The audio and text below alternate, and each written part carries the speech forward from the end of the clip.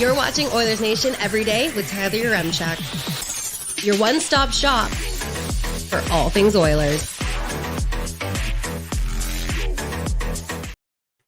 What if I told you instead of Philip Broberg, the Oilers could have a defenseman with Norris Trophy potential? Let's get into it with the lead.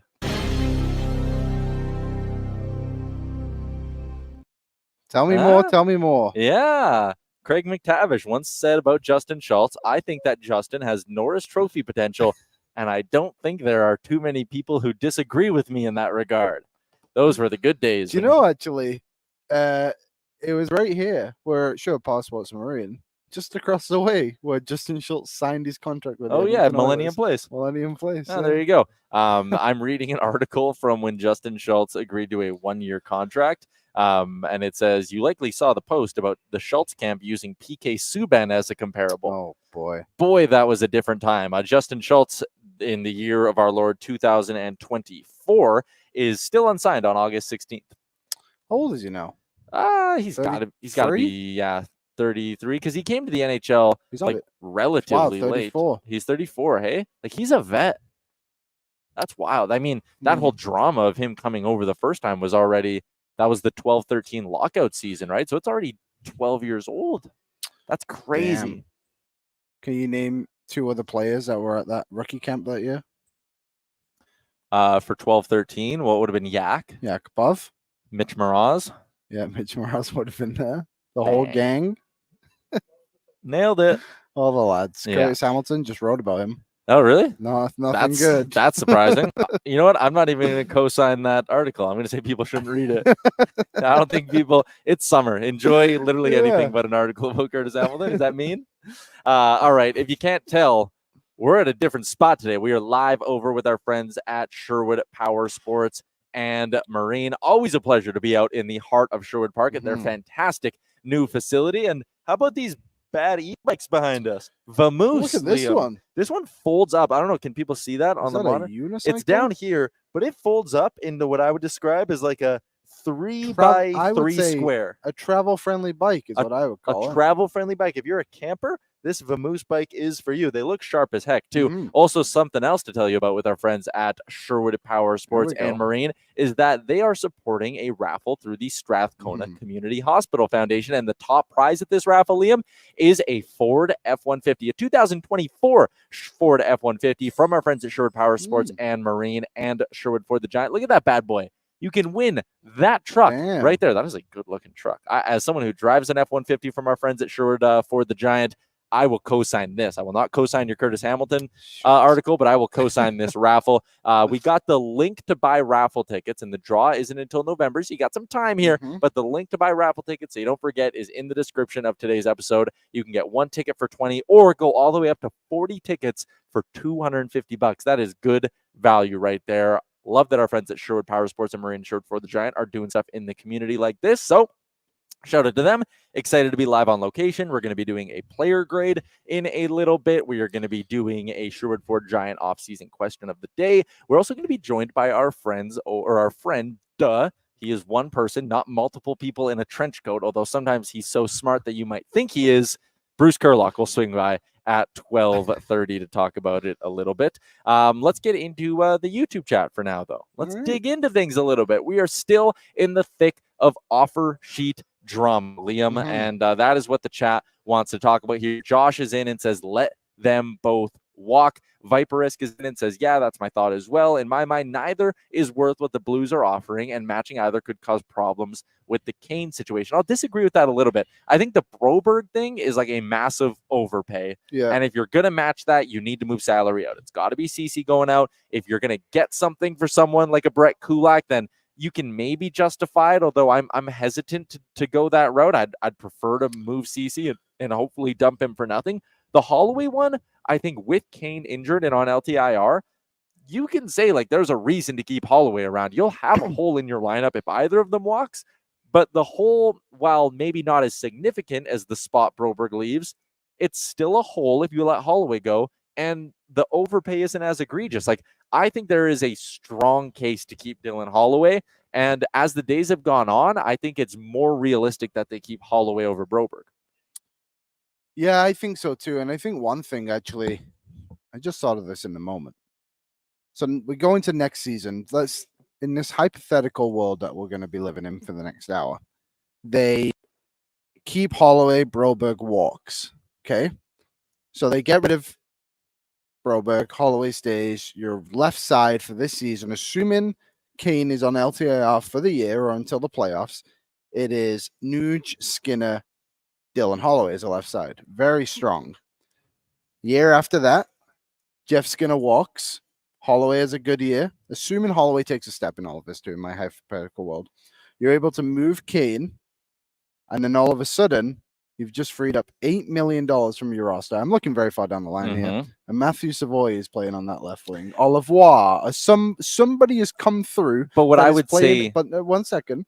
And then you have that on your left side is Nuge, Holloway, Savoy. That's what? Holloway is 2.29. Savoy is about just under $1 million. Yeah. So you have $3 million there. So the idea of Holloway being this like cheaper player this season just kind of gets pushed down the road to Savoy, and then you look at it and you're like, damn, the left side in the middle for the Oilers, the future, the potential top six is pretty bright in those two players. But Savoy and Lavoie are both natural right wingers. But Savoy plays on the left. Also as a center. But also it doesn't matter because Warren Fogle was a natural right-sided player, a left-sided player, wherever he was. I think a year from now, we're talking about moving on from the last year of Evander Kane's contract anyways, right? Yeah, I think so too. And a year from now, if the Jeff Skinner experiment pans out the way everyone involved is hoping it is, he's priced out of being an Oiler. Yeah. So I think next season, you need all three of Holloway, Savoy, and Lavoie to be in your top 9. I agree. Somehow, some way, they need to be involved in this. Yep. Which is also, if Holloway again isn't around, the idea of having Savoy or Lavoie around too, it actually plays nicely into the Oilers' plans somewhat as well. Is Juventus a left winger or right winger? Right. Do we have any left-sided players? That's why you got to keep Dylan Holloway in the mix. So who was it who said Holloway both overpays? Holloway is more likely to hit that sooner than what Broberg would. Yes. And I like Broberg, and I understand it, but we actually don't know. He did it for 10 games. Yeah. And at least you could look at Holloway and listen, there's not a huge track record there of success at the NHL level, but who had the second most 5v5 goals in the playoffs for the Oilers? You dropped this on Owen Radio today. It was Holloway. Like, he had a good finish to the season. Like, I don't know. Pat Puff corrected us, our producer, today because Aaron's still on vacation. He said Jarventia is a left wing, left shot. There you go.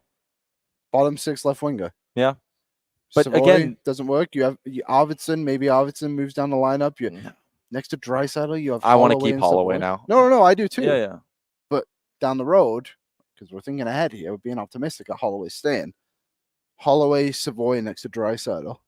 I like that. You have $3 million wrapped up in Draisaitl's wingers. Who Draisaitl obviously is going to get paid a lot. 3 and a bit, yeah. I know we're kind of walking away from Broberg here, and one layer of this that we haven't spoke about at all.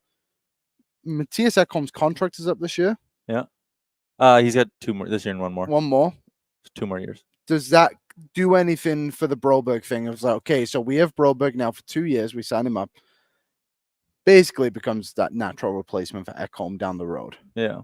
But the thing with Broberg that is interesting to me, and we're really putting him in a difficult spot to succeed.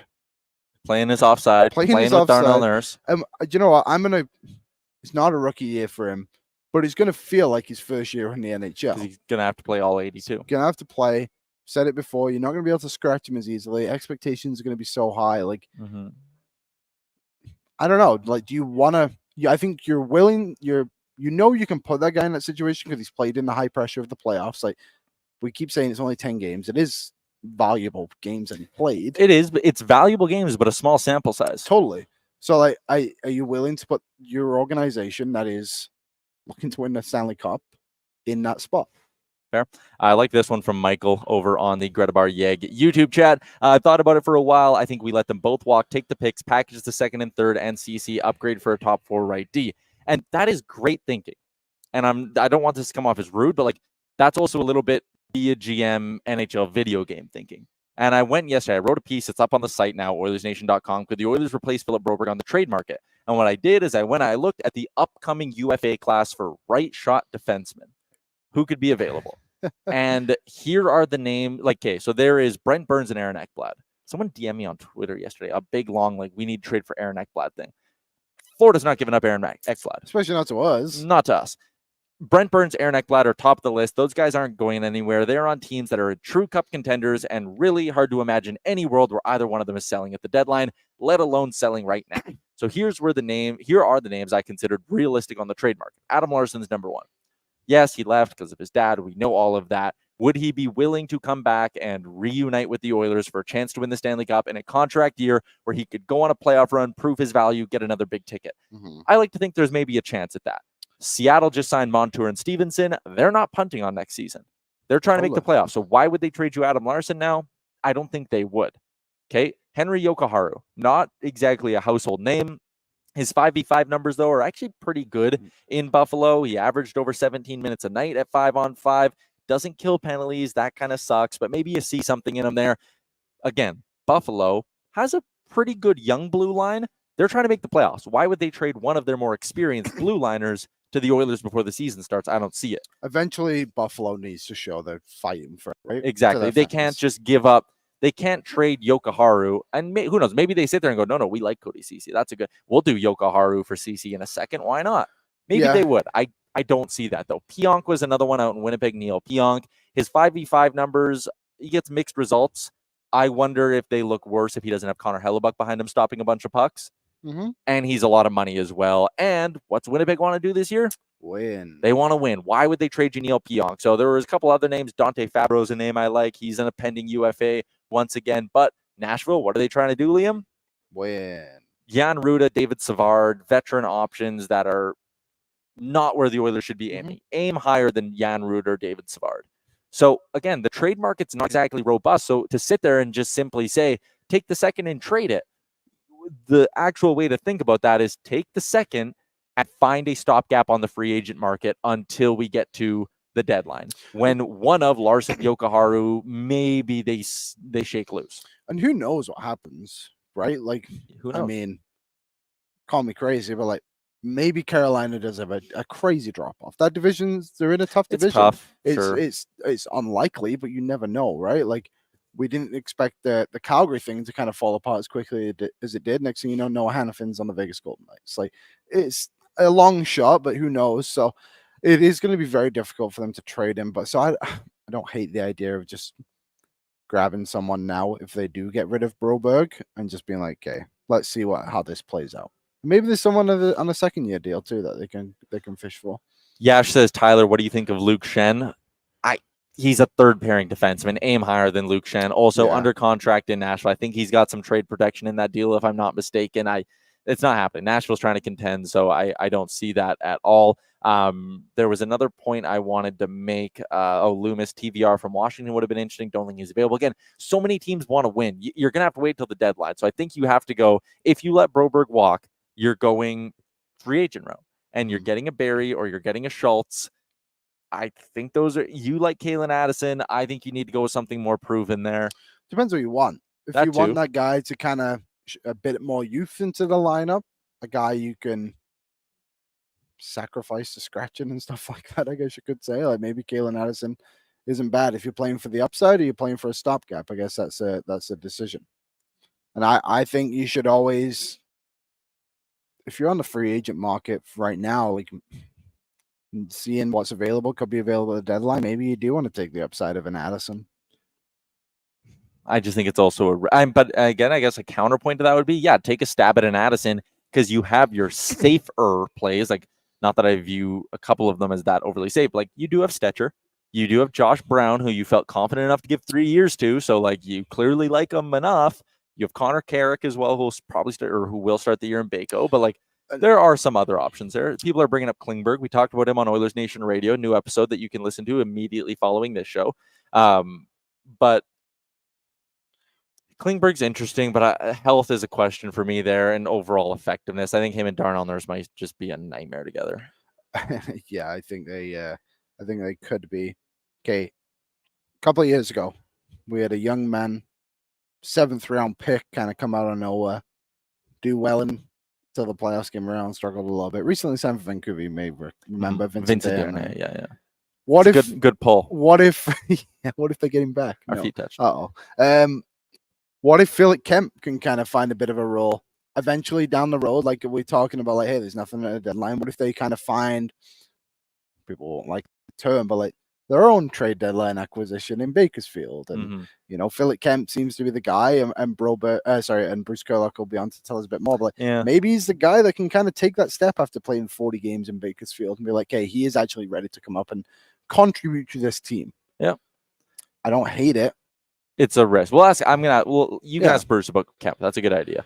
We got a comment on the Facebook that I wanted to address. Broberg has the highest upside of all these players. Could be a legit 25+ minute skating monster. Also, what's happening to our camera? That was crazy. We switched sides for a second there. Tyler was Liam. Liam was Tyler. Maybe we are in the Matrix. You ever think about that? Nope. Chris Hicks, hey, I get this. Highest upside of all these players, yes. But it's a risk. Because what if he's not a 25+ minute a night skating monster? What if he is a 6'7" defenseman? Yeah. What if he can't handle 20 minutes a night for 30 straight games? Then you've committed $9.1 million over 2 years to a guy who is a third pairing D-man. And again, you can sit there and be like, well, they did that with Ceci, blah, blah, blah, blah. Yes, but just because you have one bad contract doesn't mean you use it to justify another bad contract. Just because you got one leg cut off and amputated doesn't mean you go to the doctor and say, losing the other one would be that bad. There's been a lot of cases, too, I think, around the league of teams taking that risk on players and giving them that extra few. Like, I know Broberg doesn't have extra years on it, but like that extra bit of cap to be like, okay, like, we believe you're going to be this. And then they just like don't really work out. Like, isn't Michael Matheson one of those guys? Am I wrong in thinking that one? He ended up bouncing back pretty nicely, though, with Montreal eventually. Okay. But again, it was Florida. Florida, he liked him, good. paid him too much. Yeah. He stopped being good, goes to Pittsburgh, still wasn't good, goes to Montreal, and now he's good again. So, again, defensemen are weird, man. It's a little bit like goalies in that sense, where you never really know what you're getting year over year. I'm going to blame our camera glitching on the weather. Yeah, crazy weather we're having. We had a morning storm the other day. Morning storm, yes. All right, let's move along to a couple of other things here on the show. We're going to have more off-sheet talk with our pal Bruce, but we do need to get to a player grade for this week, Liam, and it is brought to you by our friends at Sherwood Power Sports and Marine. I already plugged it once. I'll plug it again. Vamoose e-bikes, these things are monsters. You can get the fat tire editions that you can basically ride all year round. That one behind us is on special. You're going to save $300 rebate on that bad boy, Liam. $34 bi-weekly. With our friends at Sherwood Power Sports and Marine. What are some other ones here? This one right here, the blue one, Oilers blue. No, not Oilers blue. Nice royal blue. $18.99. And you get the rebate with that, too. That's with the rebate. That's a nice looking e-bike. Anyways, tons of e-bikes, tons of nice boats like this one next to us that's got the baby blue on it. I made the point earlier of, do you see the bottom of the boat when it's in the water? Maybe that baby blue's a waste. And then Pat Puff says, but when you hit the gas and the nose comes up and you're ripping through the water, that's a good image in our head. Shout out to our friends at Sherwood Power Sports and Marine. Your player grade for today. Did you send it to Pat? Does he have it? Yeah, it's in the work tape. Pat, it's in the work tape. We have a funny picture that goes with it. We showed Brad showed it you. All right. Well, anyways, he did. Pat, because he is an excellent producer, did make another Calvin Pickard board just based on his season last year. But we'll give him a playoff grade, or a regular season grade, a playoff grade, and then we will give him his chance of being on the Oilers come playoff time next year. Pat, you need to find it. Pat, it's such a funny picture. It's a good picture. It's in the work tape. Oilersnation Everyday work tape. Please, Pat. Come on. Please, Pat. Anyways, these were his numbers in the regular season for the Edmonton Oilers, Liam. The grade I gave Pickard in the regular season was a B-. He gave them average goaltending. I mean, this is by league standards above average based on his numbers, but I think B- is a fair grade for him. There were some shaky moments in there, but there were some good games. He faced generally pretty weak competition throughout the season, but there were also some games he had to be the guy on the second night of back-to-back. So again, a lot of factors played into this. I went B- because I'll call it a tick above average is what Pickard gave the Oilers. Should have 2 shutouts on there, to be fair. I know he got ruined by the concussion spot or whatever. You give him a B-? Yeah. I'm gonna give him a B+. Yep. I honestly can only think of one game where I was like, God damn, that sucked. And it was when they played the Minnesota Wild. That was I think they lost 4-2, and the Oilers had like 40 shots, and Minnesota like 14 or something like that. And it felt like every shot was very savable, but I feel like a lot of his losses weren't even on him. Like the Oilers just stunk in the games he played when they lost. And 909 for a guy that really didn't play any consistent NHL hockey for like 2 or 3 years. It's pretty impressive. So I think he bailed the Oilers out of a situation where Jack Campbell was awful and basically unplayable, and they got this guy who they were paying nothing to basically play what they wanted their $5.5 million goalie to give. So I'll give him a B+ for the regular season. I'm B-, you're B+. Ryan S in the chat is B+. Christopher Palmer's a B-. This is the funniest draft picture ever.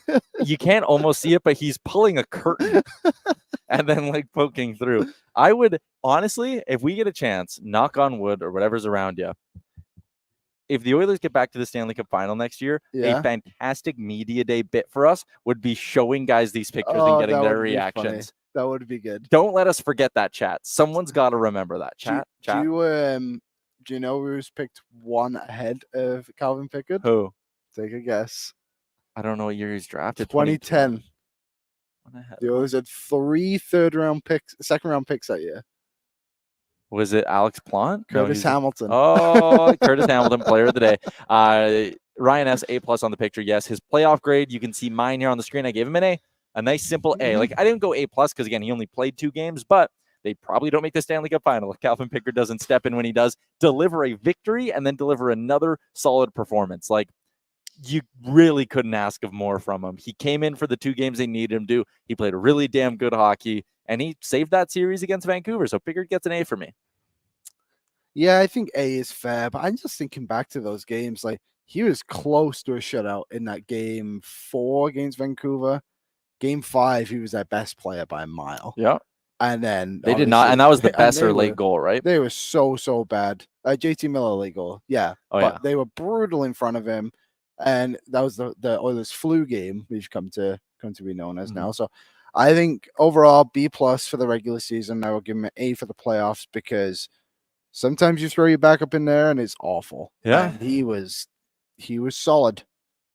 Haggard, he never really let us down once that I can recall. Yeah, outside of that Minnesota game, like everything was good. I know there was the Dallas game. People had a problem with the goals he was giving up, but they won that game in overtime. So it's like, you know. Also, it's Dallas. Yeah. Naeem is in. I'm not sold on Pickard being able to carry any more of the workload, but we can always upgrade the backup goalie at the deadline if we need to. Hey. It'll be tough too, but again, Pickard's hasn't really given you a lot of reasons, at least as an Oiler, to not believe he can get the job done. Yeah, I can understand the hesitancy, I guess you could say, but if it's not going well, you can just send him down, and Olivier Rodrigue could maybe take a couple of games. And I mean, potential deadline options. There's a goaltending jam in Detroit. Maybe Jack Campbell, 50% retained. He'd only be $375K. Finally, worth his deal. Plus the dead money this year, it's not bad. Yeah, it's not if you want to bring him back, I'm sure he'll do great things in Grand Rapids this year. He's gonna have a special time. Yeah. Also, like, so my chance of Pickard being on the Oilers come playoff time was 95%. Do you think it's too high or too low? What was that, sir? 95% chance of being on the Oilers come playoff time.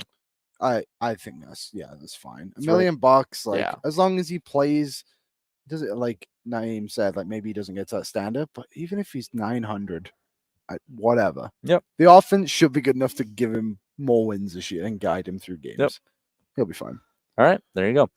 Shout out to our friends at Sherwood Power Sports and Marine for sponsoring another fantastic edition of our off-season player grades. We got a couple other things to get to here. Do you want to do what's trending and maybe take it off hockey or a little bit off hockey for a couple seconds? Sure. Let's do it. Trey Ford's out. Oh, he's not playing this weekend? No, he's out tomorrow. Okay, well, had him on today. Yeah.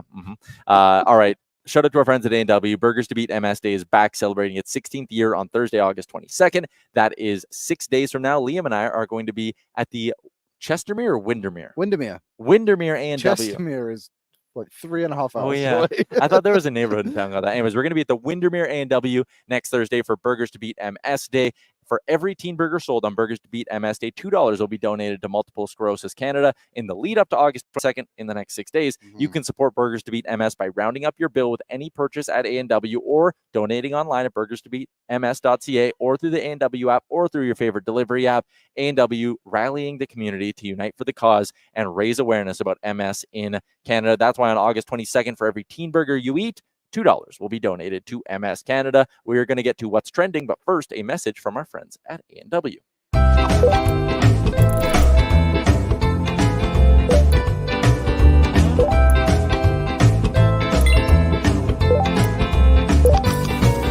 Grab a burger, beat MS on August 22nd. All right, what is trending around the world right now? A couple of things, Liam. The word inflation is trending on Twitter. Oh, I wonder why. Seem to be hearing a lot about that recently. Don't talk to me about grocery prices. Don't talk to Liam about the prices of bananas. Yeah. Mm-hmm. You got any good grocery hacks for the people out there? Any sort of meals that are really grow your own food. Grow your own veggies. That's a good one. That is a good one. Any grocery hacks? Buy in bulk. Yeah, bulk is probably your best option. Freeze things. Oh, skip breakfast. Why? Yeah, that's probably a good one. I haven't eaten anything yet today. I've had 2 cups of coffee in my Sherwood Ford the Giant cup, and that is all I've had today. If you put cream in it, that'll kind of help you tick along. Yeah, I do put a little creamer because it's good sugar, good bit of calories in there. Help you keep rocking. A bit of fat. I am hungry though. I'm getting pretty hungry. Yeah. Anyways, inflation. New Post Malone album, All Country. You're a country music guy. You're gonna like it. Yeah, I'll give it a listen. I'm curious, but I'm gonna be completely honest with you. I hope this doesn't become a trend. Like rappers doing country albums. Well, it like won't. Beyonce just did one. Yeah. Post Malone just did one. It's like, okay, you got 2 of the biggest stars in the world making country albums. Like, I just don't want Kissing Country to be overwhelmed. That's fair. Some of the features: Tim McGraw, Hank Williams Jr., who you thought was the Walmart yodeling kid. Isn't that his name? It is his name. Blake Shelton, Dolly Parton, Brad Paisley, Luke Combs, Lainey Wilson, Jelly Roll, Luke Combs again, Chris Stapleton, Hardy, Billy Strings. There's a lot of banging features on it. I'm only 2 songs in. Are we sure it's not him? No, it's obviously not him. I've made the mistake before, though. What's he's Mason Ramsey is his name. Son of a gun. What are you thinking, buddy? Anyways, that's also trending. I did want to share this one here because I think it's trending and for a sad reason, but to see a community rally is always uplifting. St. Louis Blues announced that they've donated $10,000 to the family of former Blue Kyle Brodziak. He still lives in the area. It was his brother and his nephew who were severely injured in an accident just around in Sherwood Park here, actually. Yeah. So there's a GoFundMe that is up. We can actually, I'll put this in the chat. If anyone wants to support former Kyle Brodziak's family, we can maybe put this in the description of today's episode. The GoFundMe for Ryan and Ozzy Brodziak's medical care has already surpassed $200,000. So great to see the hockey community rally around a really sad circumstance with former Edmonton Oiler and St. Louis Blue Kyle Brodziak. So before we continue along with the rest of the show, we wanted to send our best to the Brodziak family. And if you can support, feel free to go support. We'll put the link in today's episode of the podcast as well. Anything else on the trending list? People are sharing their grocery store hacks. Sergeant Battle. Tuesdays? 15% Tuesday. First Tuesday of every month, Save on Foods is 15% off. Yeah, that's a free plug right there. That is. And you also, here's a good question for you. Okay. Where you go to a shop for groceries, when you get asked, like I'm a Save on Foods guy, I do a little superstore as well. But when they say, would you like to redeem any points today? Do you say yes or no? I don't have any points cards. You don't? I have a scene card. You're missing out then, buddy. I shop at Safeway. Go on, tell me your answer. I always say yes, redeem all the points possible. I want my bill that day to be as cheap as possible. That makes sense. I mean, what are you waiting for? Exactly. You know? Amber, when we first started buying groceries together and started living together, she's like, no, save them up. I was like, what are you saving them for? More eggs down the line? Just get the eggs now. Money's meant to be spent, folks. Exactly. That's a good mentality. Can't take it with you. Wise Kyle says the new YG album is fire. I can't wait to sink my teeth into this YG 400. Who's that? Come on, YG. I actually don't know that. You would know YG if I played it for you. I don't have an aux cord in my car, so I just listen to the radio or I plug in my earbuds and put. You drive with earbuds on. Get it fixed. You have 2 jobs. Get your car fixed. You have 2 jobs. I don't want one. I prefer what I have. But here's a question for the audience.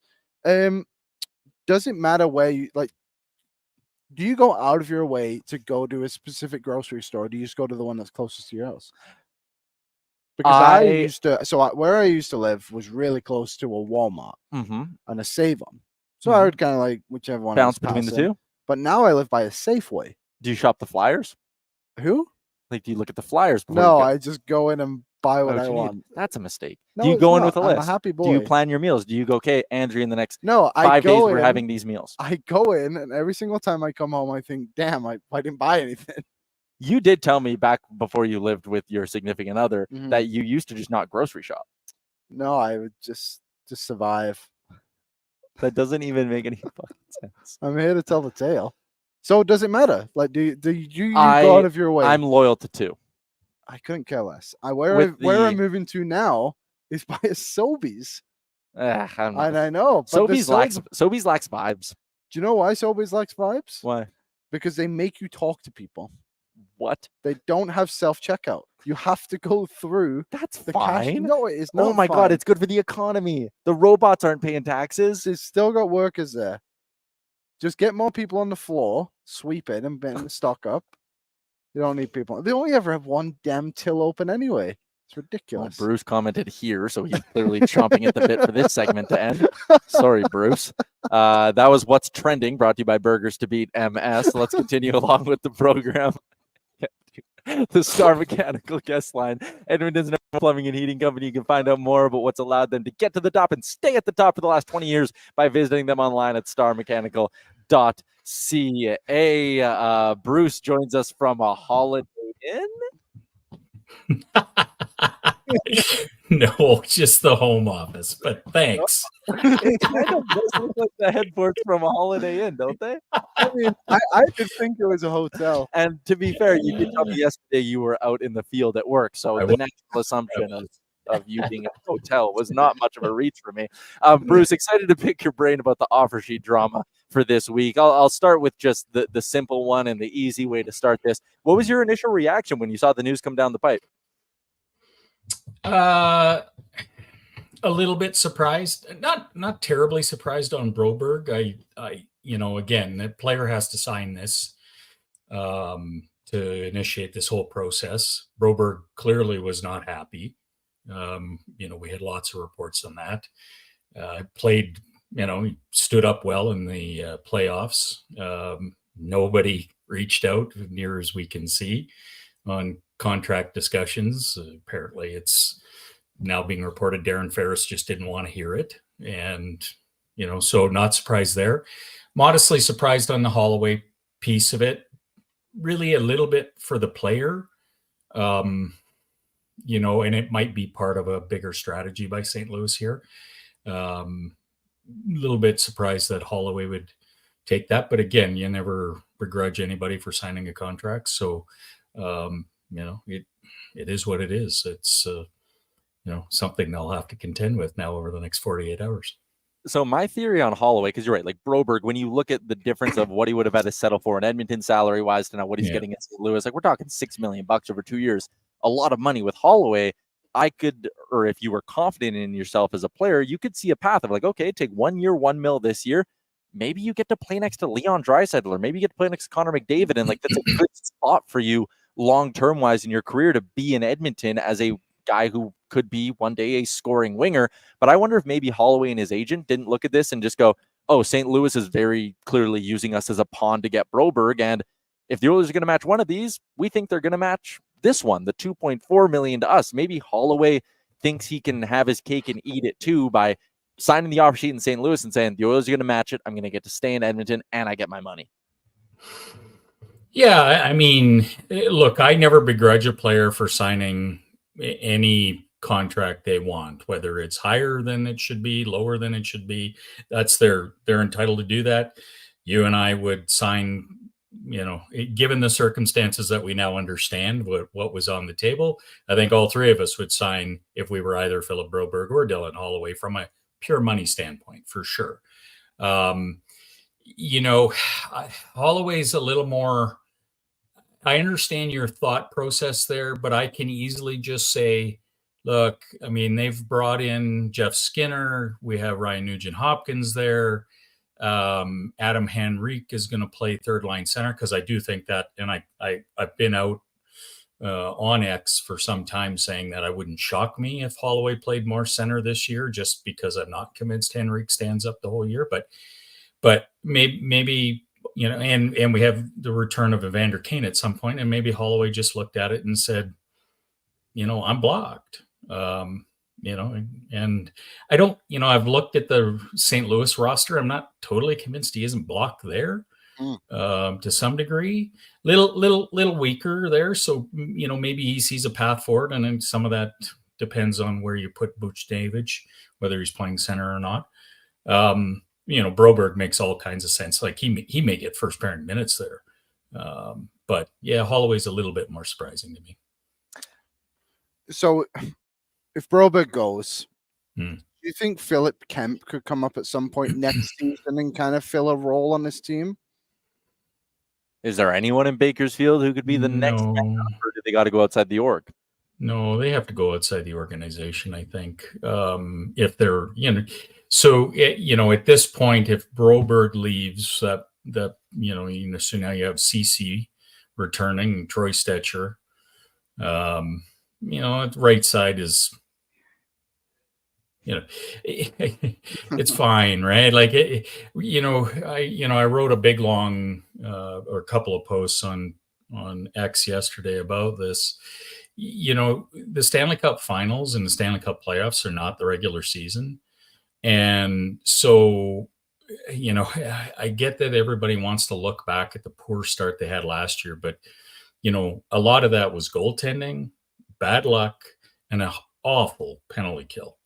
So if you're the manager of the Edmonton Oilers and you go into the season and say, look, we think the goalie is sorted and we know the penalty kill is at least substantially better, we're probably going to be okay on the roster deployment on defense, with say a Bouchard, Ceci, Stetcher down the right side, something like that. And we can work towards improving that over the year. Because the regular season's softer and it's regular season slower. You're not playing Florida 7 times, right? So I can see that logic there. And so I'm not sure you need to go chase something right away. I got to be honest with you. I haven't looked that hard at who might be there at, call it, around trade deadline. A lot of trades were done earlier this year, which I think is interesting too. But if Sean Walker goes for 2 seconds, and I'm not saying there's another Sean Walker out there, but if that type of trade presents itself, boy, having the cap space and the extra second isn't the worst thing in the world. Yeah, I wrote on the site a couple of the pending UFAs that are right shot defensemen, and it was Burns and Ekblad. They're on contenders. They're not shaken loose. And then it was Larson, Yokoharu, Neil Pionk if Winnipeg falters. So, there are a couple of names out there, but you're going to have to wait till the deadline to get them. Does either a Tyson Barrie or Justin Schultz scratch any sort of itch for you? No. No. It just, you're getting slower, you're getting smaller. They replicate some stuff that you already have there. Just play Stetcher. Just play Stetcher. I think, honestly, on that note, I really do think, assuming he's healthy, and it sounds like he is, I think Oiler fans are going to be surprised. He plays a tenacious style of defense. He defends blue lines well. And the big thing is he makes an excellent first pass. He really does. And so, again, is this somebody you want to put a lot of high leverage minutes on in the Stanley Cup Finals? No. In November against San Jose? Yeah, all day long. So I think they can afford to be patient here if they go down the path of not matching. Yeah, you don't have to be good today, do you? You have to be good on March 8th or whenever the deadline is. So that's when you need to be ready to go. Well, they're good, right? They're going to be look at their division. Their division's horrendous. And in my opinion, Vegas got worse. I really don't know what to make of Vancouver's moves. I'm not sure there is a lot of pressure on them to do anything at the outset because their good is going to be better than most of the division, I think. I think LA got worse too. Yeah, they're going to have a lot for sure. They should. We should actually be thanking Darren Ferris. Yeah, we should, because he made LA sign Joel Edmondson. Yeah, that's a good point. Darren Ferris giveth, he taketh away. So what's your best guess here for how this thing plays out on Tuesday? Or maybe I should ask you that. If you were at the seat, would you be trying to dump Ceci for free? And if you can't do that, you just don't match? What do you think the strategy and the play here is from Bowman and company? What would I do? I think most about matching Holloway and walking from Broberg. And my rationale for that is I really don't like the age or, quite frankly, the pace at which the forward group is going to play this year, caveat a couple of people. And so Holloway helps that. I think Holloway can move up and down the lineup in a lot of roles. He didn't play any penalty kill this year. I think you'd be shocked to see how good of a penalty killer he's going to be. So I think his versatility is something they could really use, his physicality and his youth.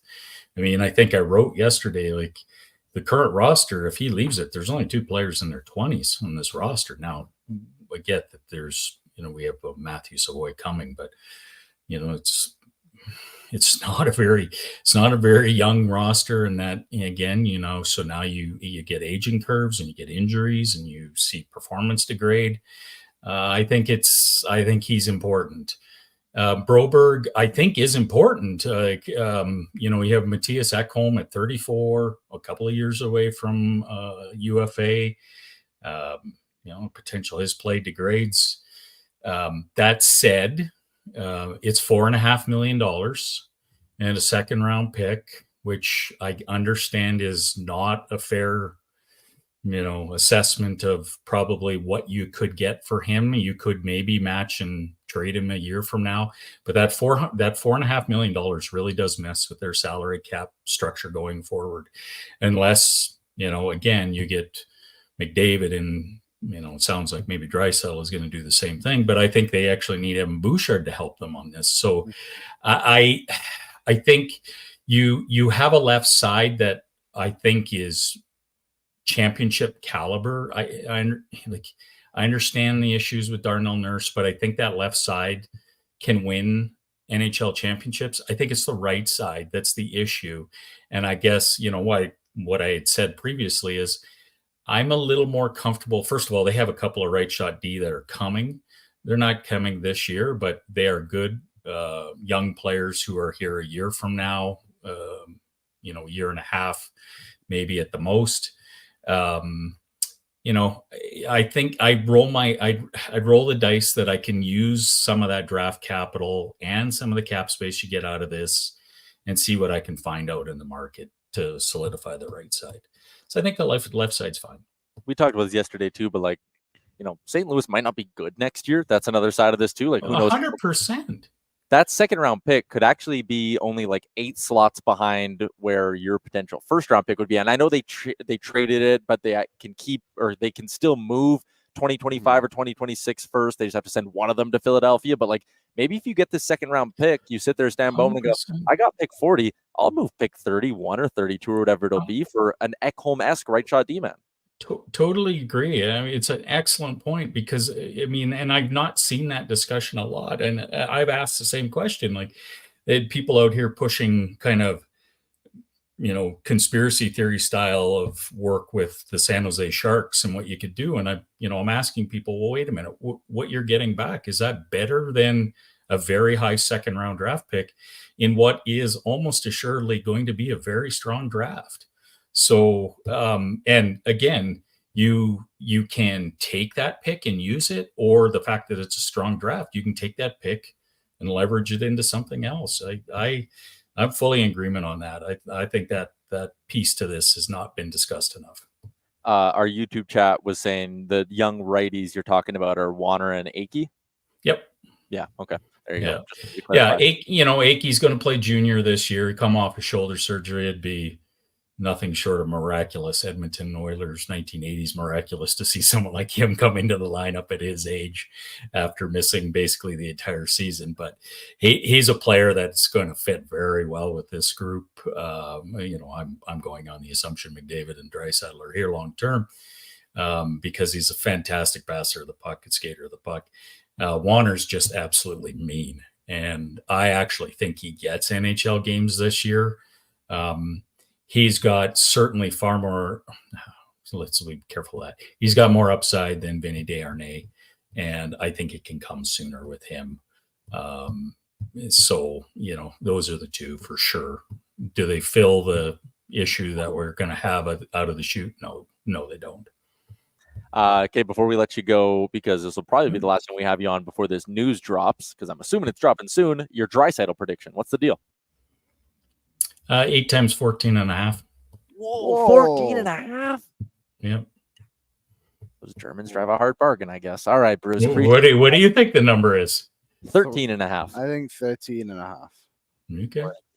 I think you'll a little bit lower than we think. You're better GMs than I am. I hope. Bruce, appreciate your time. Sorry for calling your home office a Holiday Inn. It might have been. They're decorated very nicely. Very comfortable. That's right. My sister stayed at a Holiday Inn this week, So what does that tell you? Yeah, sure. We're going to end that conversation right there. Bruce, thank you for your time. We'll chat with you in a couple weeks. Thanks, gentlemen. Good luck next week. See ya. There you go. Bruce Kerlock on the Star Mechanical guest line. Always a fun time with our friend Bruce. He tweeted and said one dummy and two smart guys. And I said, is the two smart guys, two people in a trench coat pretending to be you? And is the one dummy, the two brain cells you and I have between ourselves? I think we have some. He said we had a good idea today. He said I had a good idea. That was my idea. All right, let's get to a Sherwood Ford Giant off-season question. What? I have a quote. For what? From Darren Ferris from 2019. Oh, this will be fun. Can I do the Sherwood Ford ad read while I find it? Brought to you by our friends at Sherwood Ford. The Giant, looking for a new or used vehicle with cutting-edge technology and top safety features? Sherwood Ford has you covered. Explore the amazing driver assistance features and intuitive infotainment systems available from their Giant inventory. Sherwood Ford, the Giant, right over there. I can point to it from where we are at Sherwood Power Sports and Marine. Give me the Ferris quote. The Ferris quote. Oh, it's Toby Reeder's agent. God damn it. No wonder he hates us. I am totally astonished and disappointed that the president of an NHL team can make such a colossus. Callous? Yep. Colossus would work too. Not a word, but callous. Colossus is a word. No. And reckless statement about a player. This is unacceptable. I'm assuming this is when... Who was the president? Bob Nicholson said if Toby Reeder would have scored 12, 13 goals, maybe we would have made the playoffs. Yeah. Oh, there it is. He was in the Edmonton Sun. Nicholson calls out Tobias Reeder, and the Edmonton Oilers win. There you have it, folks. What a time. Oh, boy, I like how he just straight up came out and was like, Toby Reeder will not be re-signed by the Edmonton Oilers. Like, yeah, no shit. He didn't score any goals, Bob. Yeah. All right. Classic. I'd tie as in. I'd be shocked if Leon took more than 14. I would be too. Somewhere between 13.5 and 14. Bruce said we were better GMs than him. Probably not. Probably not, Bruce. Sherwood Ford Giant question is this, Liam. This is stolen from the Monday mailbag. Liam and I will both have answers every Monday at Oilersnation.com. Go read it. Even though it's annoying because the offer sheet drama happened to our team, do you think the NHL could use the entertainment and drama these mechanisms create more often? There have now been, just including these two, only 4 in the last 10 years. Do I think they can use them as entertainment? I don't think NHL GMs give a But is it good for the league? Oh, yeah, for sure. It's good for the league. It leaves you in suspense for 7 days. We filled 4 shows with this now, somehow, talking about like all these scenarios. And it makes you kind of think about what if other players were kind of put in this spot. And look, like I know, like Bruce said too, like I don't blame Broberg or Holloway for signing the deals. It just sucks to be the team that potentially could lose him. But we were looking through him on Oilersnation Radio and floated the idea of like, could the Oilers offer sheet Jake Neighbors or Joel Hofer next season on St. Louis? And I think it's important too to know that like one, St. Louis probably have too much cap space next year. Is maybe if you want to do that, it's probably going to be a few years before you do it. But two, like don't go for revenge on this. It's so not worth it. If you go back and look, Vancouver and St. Louis had one. Vancouver tried to get Bacchus and St. Louis tried to get Steve Bernier. Bernier never really turned out to be anything. And you look at the other one, Aho and Kotkaniemi. Like Carolina, did they won one of them? Montreal could have done better if they would have used the first round pick for Kotkaniemi for like anyone but Christian Dvorak. They panicked and were just, and that's why the Oilers have to be careful too. If they get a second round pick, don't just go shopping for the first shiny thing you see. Like if Montreal would have held on to that first, they might have been able to do more damage with it. So yeah, that's my answer is it's entertaining, but I don't think NHL GMs will utilize it to entertain us. I don't think they care. No, that's a fair point. I do think it's good for the league. Looking ahead to next year's RFA class, here are the RFAs that could maybe be the next offer sheet victims. I'm sorting by pending RFAs by points per game last season. Number 1, Evan Bouchard. He's going to be too much for anyone to offer shoot. Or do you go and do you offer? I mean, you have to give up. The compensation is where it gets blurred there, right? Because is some team going to give up 4 first-round picks for Evan Bouchard to offer sheet him $12.5 million? Exactly. So I doubt it. Noah Dobson, probably similar. You'd have to give up, probably get to that range where you're a first, a second, and a third-round pick. And also, which too, would be fine, but again, if it's those two guys, who do you think more likely out of the two is to accept an offer sheet? Probably Dobson. Because the Islanders are vibeless. Yes. Wyatt Johnston in Dallas, again, you'd have to get to the point where it's 4 first-round picks for the guy, which maybe someone would be willing to do, but it's tough.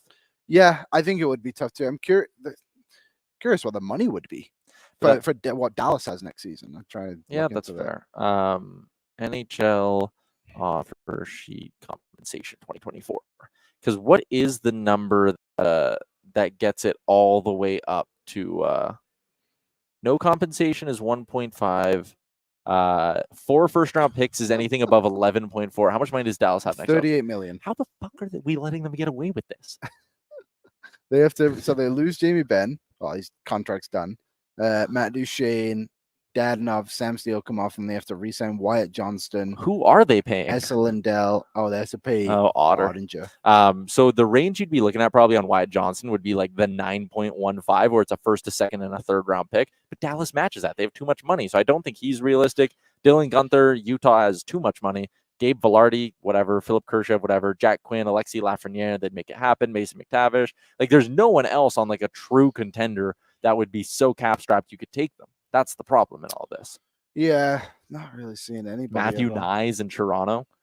This is the thing, right? It has to be such a perfect layout of circumstances for it to happen. And it's rare that a team like the Oilers is.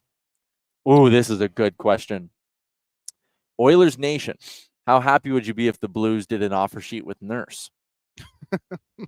They can't. But, that guy's a Blues fan. He came in there and asked if we were friends. Oh, yeah, sure. We can be friends. You're watching the show. I appreciate you. How happy would I be if the Blues did an offer sheet with Nurse? I would imagine I'm on some pretty intense drugs when that plays out. So at the time, probably not too happy. Yeah. He was kind of the future. You didn't have Bouchard back then. No Bouch. Or you didn't have what Bouch is now. Like you said, like how unique these circumstances are. We mentioned it on Tuesday's show. Like, look at some of the other names still available. Seth Jarvis, Dawson Mercer don't have contracts. Yeah. Yet, and they cannot, it doesn't matter. Because whatever teams offer them, Carolina's just going, whatever, we'll match it. It doesn't matter to us. Totally. All right. We need to tell everyone about the Oilers Nation Open coming up on August 30th at the Millwoods Golf Course. Private club conditions, one of the best pro shops in the city. For under $100, those private club conditions, tee times, under $100. It's also the home of the 7th annual Oilers Nation Golf Open. Head to nationgear.ca now. There are only 2 teams left in the Oilers Nation Open, and I heard Rick might be taking one right now. Whoa. So it might be just one team left. So your options are get a team for $1,200. It's you and 3 friends, full foursome. Oilers Nation Open brought to you by Star Mechanical and Noodle Noodle. All the proceeds, by the way, if you're like, what, $1,200? It goes to support Gregor's Grads. It's a fantastic local charity. I love what Gregor's done with this. The other option is to bid. Myself, Jay, and Chalmers, the 3 of us, you and a friend. We're a 5-some. We're going to try win this thing. We'll be giving you a couple Beveraginos throughout the day as well. We make it a good time. The bid has been jacked up to $1,000 to Gregor's Grads for you and a friend. Sick. Head to nationgear.ca if you want to get your bid in for the Oilers Nation Open. Was it? Yeah.